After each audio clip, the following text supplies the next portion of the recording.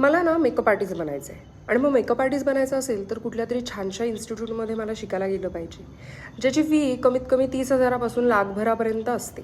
बरं, मग इतकं छान ठिकाणी मी शिकायला गेली आहे, तर ते मला शिकवताना काय शिकवतात की तुम्ही प्रोडक्ट कुठले वापरायचे. ते प्रोडक्ट असणार तुमचे हाय एंडचे प्रोडक्ट, इंटरनॅशनल प्रोडक्ट, सगळे भारी प्रोडक्ट. बरं, ह्या सगळ्या भारी प्रोडक्ट नाही वापरले तुम्हाला तर लुक अचीव करता येणार नाही. तितके ग्लास स्किन लाईक तेवढे छान लुक तुम्हाला जर अचीव करायचं असेल, जितकं चांगलं प्रोडक्ट तितकं चांगलं तुम्हाला रिझल्ट येणार आहे. असंच तुम्हाला शिकवलं जाणार.